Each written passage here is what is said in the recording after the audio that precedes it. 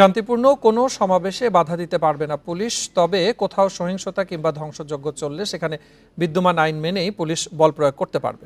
আন্দোলনকারীদের উপরে সরাসরি গুলির রিট খারিজ করে রোববার এমন পর্যবেক্ষণ দিয়েছে হাইকোর্ট। প্রিয় নম্বর সেট করে বিকাশে সেন্ড মানি করুন ফ্রি। আন্দোলনকারীদের উপর আইনশৃঙ্খলা বাহিনীর সরাসরি গুলি না চালানোর নির্দেশনা চেয়ে ও বৈষম্য বিরোধী ছাত্র আন্দোলনের 6 সমন্বয়কের মুক্তি চেয়ে এক সপ্তাহ আগে হাইকোর্টে রিট আবেদন করেন 2 আইনজীবী।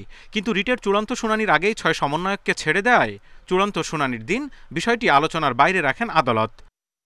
শুনানি শেষে পর্যবেক্ষণ সহ রিটটি খারিজ করে দেয় হাইকোর্ট। পর্যবেক্ষণে আদালত বলেন, শান্তিপূর্ণ কর্মসূচি পালনের অধিকার সকল নাগরিকের আছে, তাতে বেআইনি বাধা বা বল প্রয়োগ করবে না পুলিশ।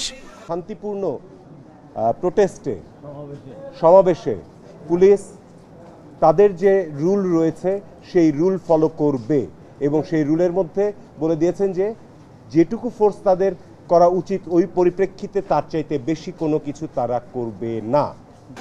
পর্যবেক্ষণে আরও বলা হয়, আইনশৃঙ্খলা বাহিনী প্রয়োজনের বেশি ক্ষমতা প্রয়োগ করবে না এবং মানব জীবনের প্রতি সম্মান দেখাবে। তবে সহিংসতা ঠেকানোর প্রয়োজনে ও জানমালের হেফাজতে সংবিধান, সিআরপিসি ও পিআরবি অনুযায়ী বল প্রয়োগ করতে পারবে পুলিশ। পুলিশে ফৌজদারি কার্যবিধিতে আছে এবং পিআরবিতে আছে। সেখানে হচ্ছে যদি কোনো উচ্ছৃঙ্খলামূলক কার্যকলাপ হয়, কারো মানুষের থ্রেট টু লাইফ হয়, থ্রেট টু প্রপার্টি হয়, সেই ক্ষেত্রে পুলিশ অস্ত্র, অগ্নেয়াস্ত্র তারা করতে পারবে, অগ্নেয়াস্ত্র তারা ব্যবহার করতে পারবে। রিটকারীদের উদ্দেশ্যে আদালত বলেন, আন্দোলন এখন এক দফায় রূপ নিয়েছে। এক দফা আন্দোলনের বিষয়কে আদালতে টেনে আনা অর্থহীন। Zahidul Bashar, independent news, Dhaka.